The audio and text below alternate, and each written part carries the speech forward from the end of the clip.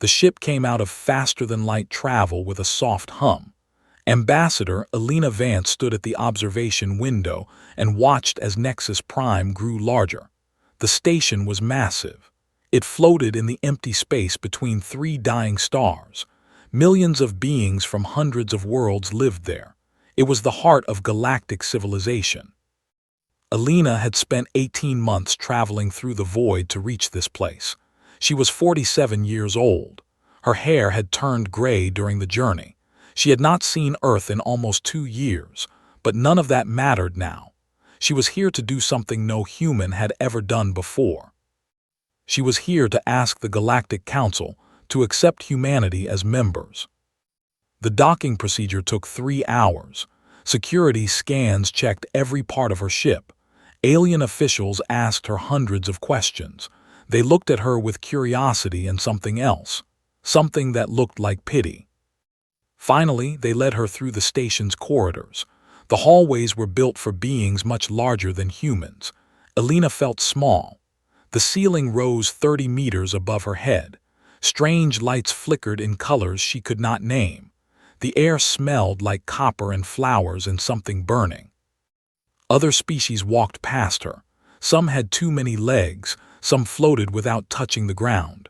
Some were made of light or shadow or things she did not understand. They all looked at her. They all whispered to each other. She heard fragments of their conversations through her translator implant. Is that the human? So small, how do they survive? Their world is barely 10,000 years old in civilization. Children, they are children. Alina kept her face calm. She had been trained for this. Earth's best psychologists had prepared her for the isolation, the strangeness, the judgment. She would not let them see her fear. The grand chamber of the Galactic Council was the largest room she had ever seen. It stretched for kilometers in every direction. Seats rose in circles around a central platform, thousands upon thousands of them. Each seat held a delegate from a different world. The noise was incredible. Clicking, humming, screaming, whispering. 1,000 languages being spoken at once. Alina walked to the center platform. She stood alone under lights that made her feel like a specimen under a microscope. The High Counselor sat on the highest seat. He was Velori, one of the oldest species in the galaxy. His body was humanoid but wrong. His skin shifted colors like oil on water. He had 7 eyes arranged in a circle around his head. When he spoke, his voice was deep and cold. "You are Ambassador Alina Vance of Earth," he said. It was not a question. "I am," Alina replied. "You have traveled far to stand before us. We acknowledge your dedication." The counselor leaned forward. "You request full membership for your species, Earth as you call it, a world we have observed for some time." The chamber grew quieter. Delegates leaned forward to watch. "We have reviewed your application," the counselor continued. "Your species has achieved interstellar travel only within the last century. You have not colonized beyond your own star system. Your technology is basic compared to ours. You are using engines that we abandoned 50,000 years ago." Alina said nothing. She had expected this. "Furthermore," the counselor said, "we have studied your history." He waved one of his long hands. Holographic images appeared in the air around Alina. She saw human wars. She saw bombs falling on cities. She saw soldiers killing each other in trenches filled with mud and blood. She saw concentration camps. She saw nuclear explosions. She saw riots and murders and cruelty beyond description. "This is what you are," the counselor said. "This is what humanity does. You kill each other. You destroy your own world. You cannot even live in peace among yourselves." Laughter spread through the chamber. It came from dozens of species. The sound was strange and alien, but Alina understood its meaning perfectly. A delegate with shimmering scales stood up.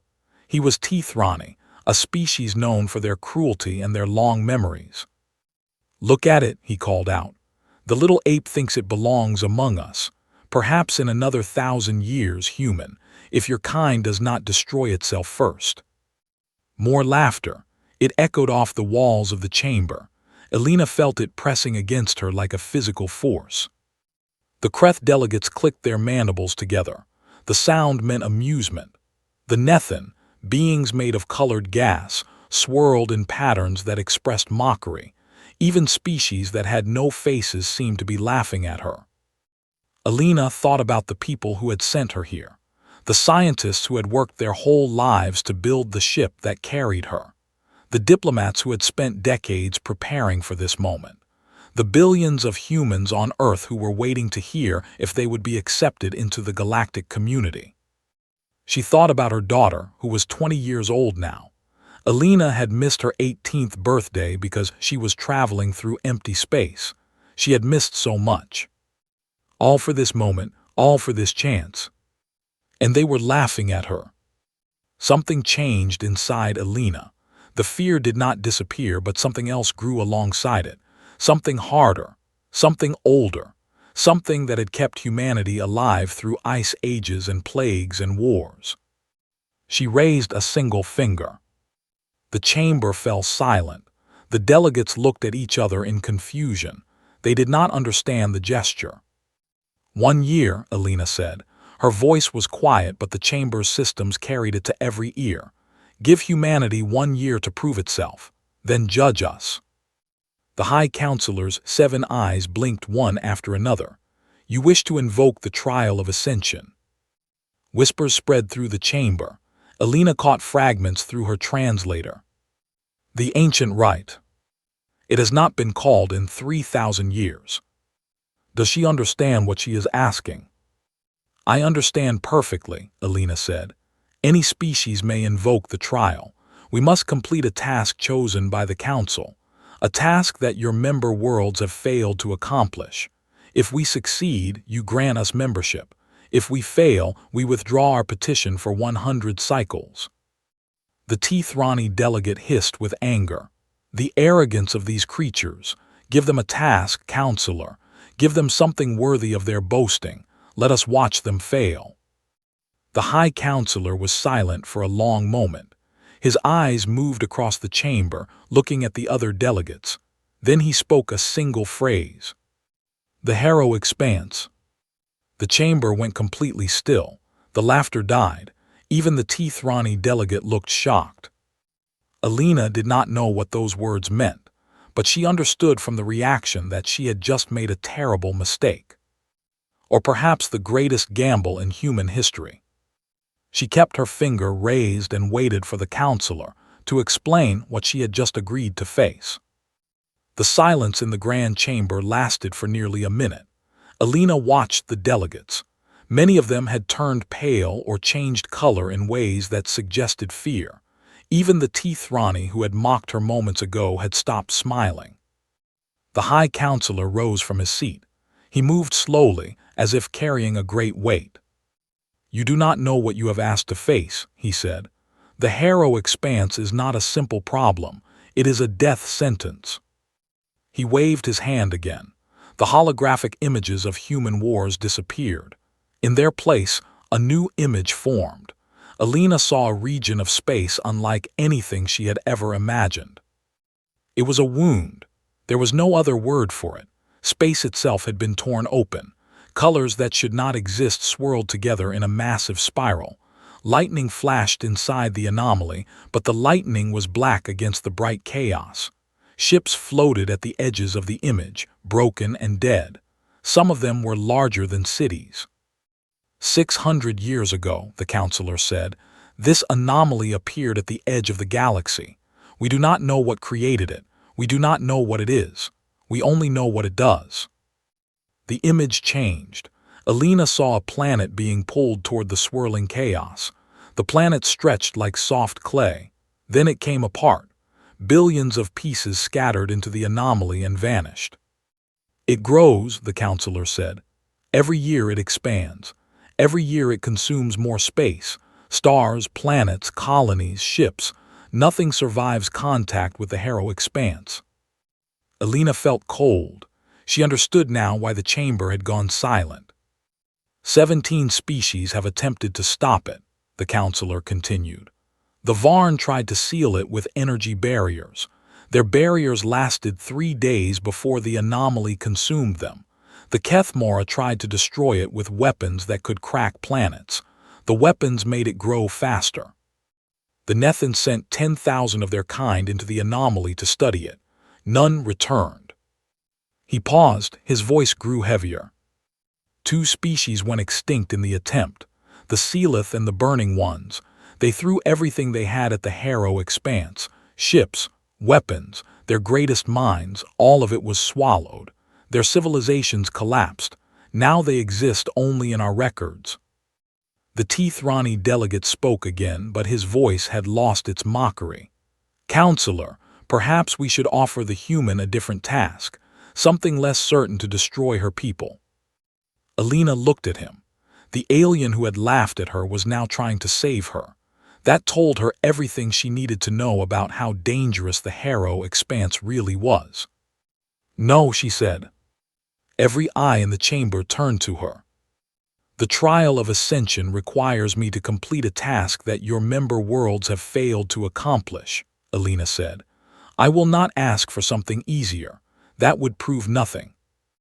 The counselor studied her with his 7 eyes. You understand that failure means more than withdrawing your petition. The Harrow expanse has killed billions.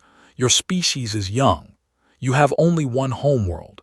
If you send your ships and your scientists into that anomaly and they die, you may never recover. I understand.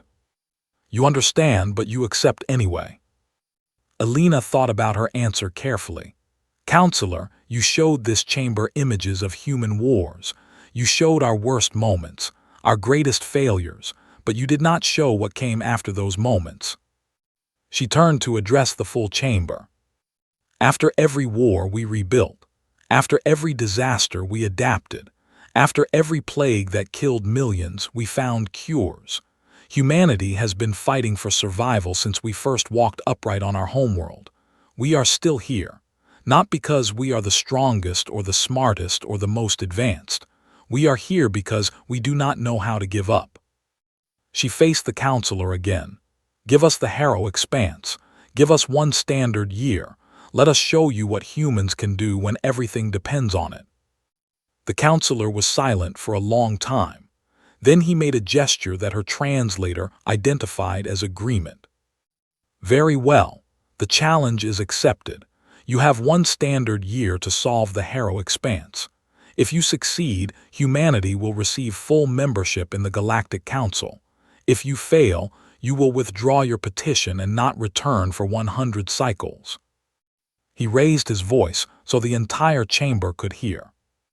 Let the record show that on this day, the species known as humanity has invoked the trial of ascension. Their task, neutralize or contain the Harrow expanse. Their time, 1 standard year. May whatever gods they worship have mercy on them. Alina bowed her head slightly. Thank you, counselor. She turned and walked out of the chamber. Behind her, she heard the delegates begin to whisper. Some of them sounded excited.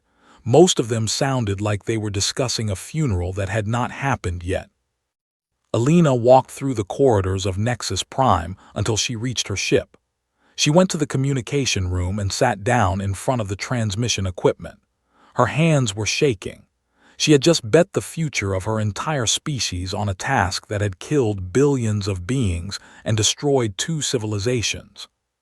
She activated the transmitter and sent a message to Earth. The signal would take weeks to arrive, but she could not wait.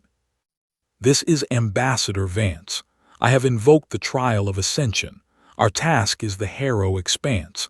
I am sending all available data. You have 11 months to do the impossible. She paused, then added, I know I am asking too much. I know the odds are against us, but this is our chance, our only chance.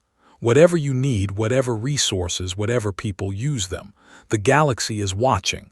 Let us show them what humanity can do. She ended the transmission and sat back in her chair.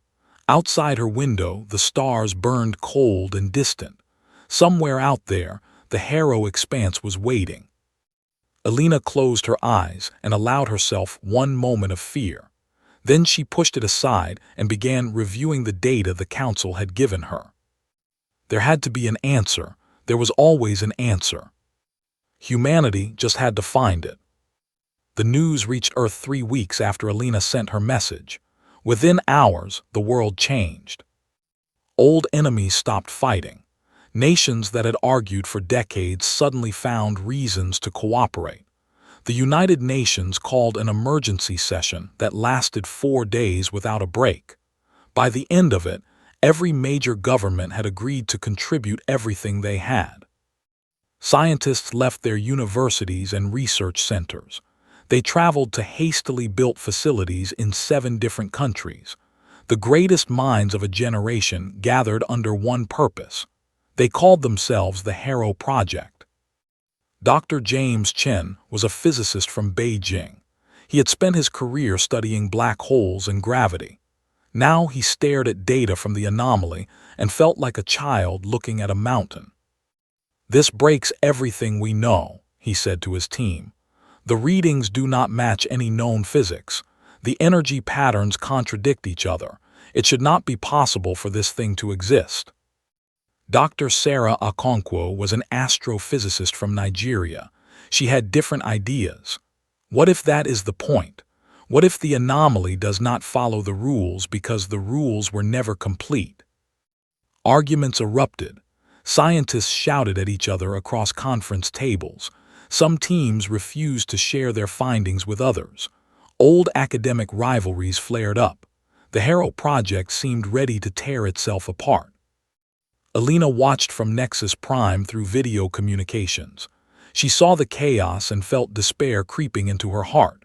3 months had passed. They had made no progress. Council observers visited her regularly. They were polite, but she could see the satisfaction in their eyes. They expected humanity to fail. They were just waiting for the confirmation. "Your scientists seem to be struggling," one observer said. He was Kreth, an insectoid being with compound eyes and clicking mandibles. "Perhaps they have realized the task is beyond them." "They are working through the problem," Alina replied. "By screaming at each other. Interesting method." Alina had no answer. She watched the video feeds from Earth and wondered if she had doomed her people. Then something began to change. It started small. A mathematician in Helsinki named Anna Virtanen published a paper. Her theory suggested that the anomaly was not destroying matter but converting it, moving it somewhere else. The paper was incomplete. It had holes and contradictions. But a physicist in Sao Paulo named Carlos Rivera read the paper. He saw a connection to his own work on dimensional folding. He sent a message to Anna. They began to collaborate. A week later, an engineer in Mumbai named Priya Sharma joined them. She had ideas about energy resonance that matched some of Carlos's calculations. Then a chemist in Germany. Then a team of biologists in Australia who had been studying how organisms survive extreme environments. The arguments did not stop, but now they had direction. Scientists fought over details because they cared about finding the truth. Each disagreement led to new questions. Each question led to new experiments. Dr. Chen finally understood what was happening. He had spent his career in institutions where people protected their ideas and competed for funding. Now he watched strangers share their best work freely. He saw rivals become partners overnight. "This is how humans work," he told his team. "We fight and argue and disagree, but when we face a common enemy, we combine. We become something greater than the sum of our parts." By the 5th month, they had a theory about what the HARO expanse actually was. "It is not a weapon," Dr. Okonkwo announced to a global audience. "It is not a natural phenomenon. It is a wound in the fabric of space itself. Something tore through reality here thousands of years ago. The anomaly is the scar that never healed." The implications were enormous. Every species that had tried to fight the expanse had treated it as an enemy. They had used force and violence, but you could not fight a wound. You could only make it worse. The Varn used energy barriers, Alina said from Nexus Prime. "That was like putting pressure on an infected injury. It increased the damage." "The Kethmora used weapons," Dr. Chen added. "That was like cutting the wound deeper." "The Nethin sent explorers inside," Priya Sharma concluded. "That was like introducing foreign bodies into an open cut." The solution was obvious once they understood the problem. They did not need to fight the anomaly. They needed to help it heal. By the 7th month, they had a design. It was a device unlike anything humans had ever built. It would not attack the Harrow expanse or try to contain it. Instead, it would resonate with the anomaly's energy. It would feed the energy back into itself in a stabilizing pattern, like applying the right medicine to a wound. The device required technologies that did not exist. Engineers worked around the clock to invent them. Factories in 12 countries switched their production lines to build components. Rare materials were gathered from mines on 4 continents. Alina informed the council of their progress. The observers grew more frequent. They asked detailed questions about the device. Some of them seemed nervous now. "You truly believe this will work?" the Kreth observer asked her. "I believe we have a chance. No other species approached the problem this way, not in 600 years. Alina smiled slightly. No other species is human. By the 9th month, the device was ready. A ship was being prepared to carry it to the Harrow expanse. The crew had been selected from thousands of volunteers. Time was running out. Only 3 months remained before the deadline. Alina looked at the stars outside her window and allowed herself to hope. They had done the impossible already. They had unified a divided world. They had invented new sciences. They had built something that had never existed before. Now they just had to use it. The ship was called Ouroboros. It was named after an ancient symbol of a snake eating its own tail. The scientists chose the name because their device worked on the same principle, energy feeding into itself, an endless loop that would stabilize instead of destroy. Captain Yuki Tanaka stood on the bridge and watched her crew prepare for departure. They were 12 people from 12 different nations. Each one had volunteered knowing they might not return. The Harrow expanse had killed everyone who had ever approached it. Yuki was 43 years old. She had been a pilot for the Japanese Space Agency before this mission. She had a husband and 2 children waiting for her on Earth. She had written letters to each of them. The letters were sealed and stored in a safe place. They would only be opened if she did not come back. "All systems ready, Captain," her first officer reported. He was Marcus Webb, an American with calm eyes and steady hands. "Navigation locked," called out Lieutenant Kim Suyeon from South Korea. "Engine power at full capacity," added Chief Engineer Oluwaseun Ademi from Nigeria. Yuki looked at each of them. Scientists, engineers, soldiers, pilots. They came from different cultures and spoke different languages, but they had trained together for 3 months. They had become a family. "Today we do something no one has ever done," Yuki said.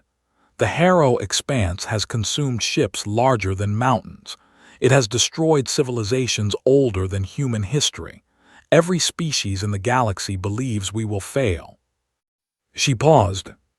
"Let us prove them wrong." The Ouroboros launched from Earth orbit on a cold morning in November.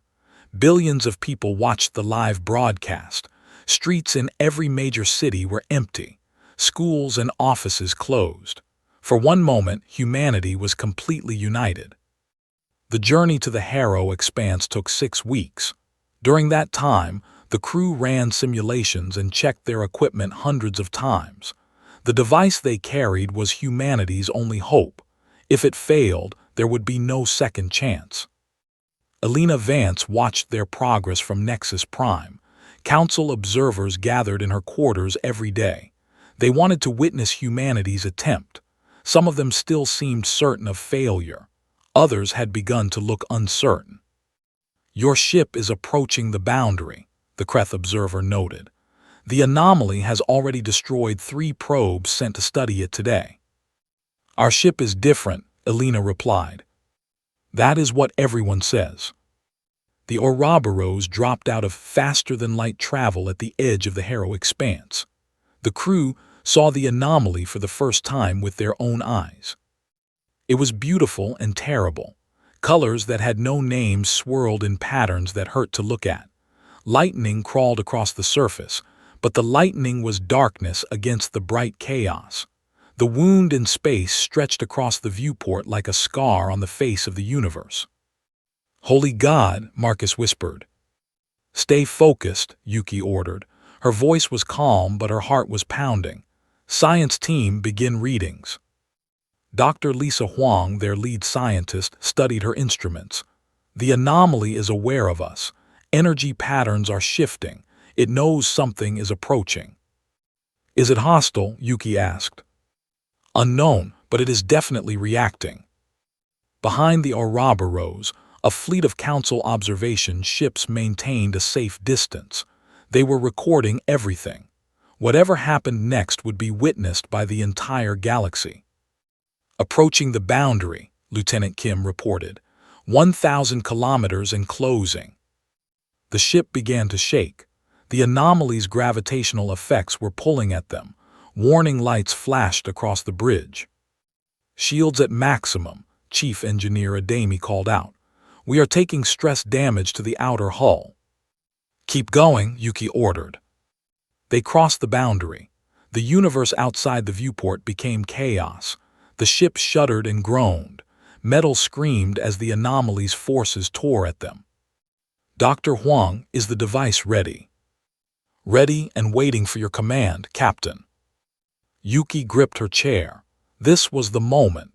Everything humanity had worked for came down to the next few seconds. Activate the resonance device. Dr. Huang pressed a button. Deep in the ship's core, the device came to life. It began to emit a signal that matched the anomaly's energy patterns, not fighting them, not blocking them, harmonizing with them. For a long moment, nothing happened. The ship continued to shake. The hull continued to scream. Yuki watched her crew working at their stations and felt the weight of 7 billion lives pressing down on her shoulders. Then the shaking stopped. The crew looked at each other in confusion.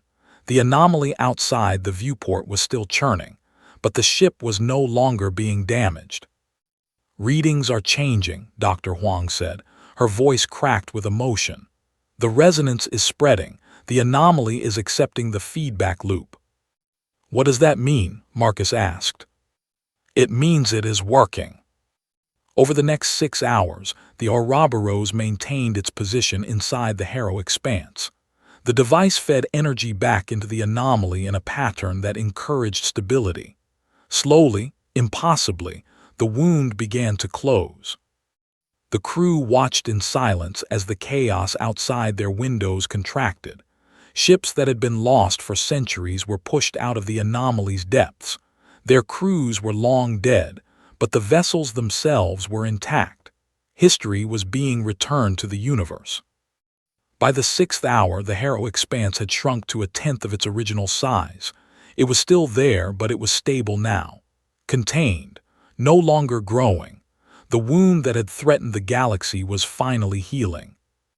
Yuki opened a communication channel to the Council observation fleet. This is Captain Yuki Tanaka of the human vessel Ouroboros. The Harrow Expanse has been stabilized. The anomaly is contained. Mission accomplished. There was silence on the channel for several seconds. Then a Velori voice responded. It sounded shocked. Confirmed. We are reading stable conditions. The anomaly is no longer expanding. Yuki looked at her crew. They were crying, laughing, holding each other. They had done the impossible. Ouroboros to Earth, Yuki said. We did it. We are coming home. Across the galaxy, on a station between dying stars, Ambassador Elena Vance received the news. She closed her eyes and let the tears fall. Humanity had proven itself. Now came the reckoning. The Grand Chamber of the Galactic Council was silent when Ambassador Alina Vance returned. The same seats that had been filled with laughter 1 year ago now held beings who watched her with different eyes. Alina walked to the central platform. She wore the same simple uniform she had worn during her first appearance. Her hair was grayer now. Her face showed the weight of the past 12 months, but she stood straight and tall. Holographic displays floated above the chamber. They showed the healed Harrow expanse. Where chaos had swirled for 6 centuries, now there was only a small scar in space. Stable, contained, no longer a threat. Data streams confirmed what every delegate could see. The energy readings were stable. The growth had stopped completely. Ships could now pass through the region safely. Colonies that had been evacuated were already being resettled. The High Counselor rose from his seat. His 7 eyes moved across the chamber, then settled on Alina. 1 standard year ago, he said, the representative of humanity stood in this chamber and asked for membership. We showed her the worst of her species. We laughed at her. We gave her a task that had killed billions. He paused. Today, she returns victorious. The Harrow Expanse, which destroyed 2 civilizations and resisted 17 species for 600 years, has been contained by a species that achieved interstellar travel within living memory. Murmurs spread through the chamber. Alina heard fragments of translated conversation. Impossible. The data confirms it. How they are so young. The counselor raised his hand for silence. According to the ancient laws of the Trial of Ascension, humanity has completed the required task. Therefore, Earth and all its people are hereby granted full membership in the Galactic Council. He made a formal gesture. Lights appeared around Alina's platform, symbols of acceptance that had been used for thousands of years. Welcome, humanity. You are now part of the galactic community. Alina bowed her head. We thank the Council for this recognition. The Teethrani delegate stood. He was the same one who had called humans little apes 1 year ago. His voice was different now. Quieter, almost humble. I must ask, he said, how did you do it? Your technology is primitive compared to ours. You have been traveling among the stars for barely a century. The species who failed before you had thousands of years of advancement. How did you succeed where they all failed? Alina considered her response. She thought about all the ways she could answer. She could talk about human creativity, human stubbornness, the ability to cooperate and compete at the same time, the desperation of a species that had always been fighting for survival. But she remembered the laughter from 1 year ago. She remembered the mockery, the dismissal, the absolute certainty that humanity would fail. She raised a single finger, just as she had done when she invoked the trial. You asked the wrong question, she said. The chamber went quiet. 1 year ago, you showed us images of human wars, human cruelty, human failure. You looked at our history and saw weakness. Alina lowered her hand slowly. You did not understand what you were actually seeing. She turned to address the full chamber. Her voice carried to every corner of the massive room. Every war we fought taught us how to rebuild. Every disaster we survived taught us how to adapt. Every time we stood at the edge of extinction and pulled ourselves back, we learned something new about survival. She pointed at the holographic image of the healed expanse. You saw our conflicts and thought we were children who could not control ourselves, but those conflicts made us strong. They taught us to solve problems under pressure. They taught us to work with enemies when survival demanded it. They gave us 10,000 years of practice at doing the impossible.